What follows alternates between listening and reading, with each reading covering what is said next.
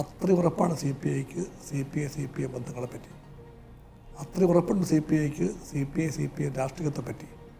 അത്രയും വ്യക്തതയുണ്ട് CPIക്ക് CPMനും PMC വിഷയത്തിൽ ഈ ശരിയായ നിലപാടിലേക്ക് പോകാൻ പറ്റൂ എന്ന കാര്യത്തിൽ. അത്രയും ഉറപ്പാണ് CPIക്ക് LDF രാഷ്ട്രീയത്തിൻ്റെ പുരോഗതിയെപ്പറ്റിയും വിജയത്തെപ്പറ്റിയും.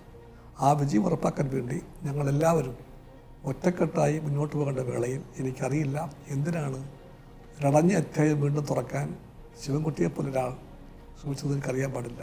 അദ്ദേഹത്തിൻ്റെ ഉത്കണ്ഠയെപ്പറ്റി ഞാൻ പറയാം. PMCയും സമഗ്ര ശിക്ഷ കേരള ഫണ്ടും തമ്മിൽ കൂട്ടിക്കെട്ടേണ്ടത് ആരുടെ ആവശ്യമാണ്? അത് BJP സർക്കാരിൻ്റെ ആവശ്യമാണ്. വാസ്തവത്തിൽ രണ്ടും രണ്ടാണ്.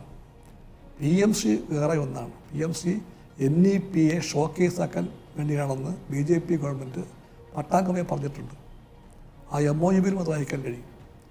NEPയെ ഷോക്കേസ് ചെയ്യാൻ വേണ്ടിയുള്ള ഒരു PMC പദ്ധതി ഒരു ഭാഗത്ത്, അതുപോലെ തന്നെയാണ് SSK മറ്റൊരു ഭാഗത്ത്. ഈ SSKയും PMCയും ഒന്നല്ല രണ്ടാണ്. ഇവിടെ റൈറ്റ് ടു എഡ്യൂക്കേഷൻ ആക്ട് ഉള്ള രാജ്യമാണത്. വിദ്യാഭ്യാസം അവകാശമാണ് ജനങ്ങളുടെ.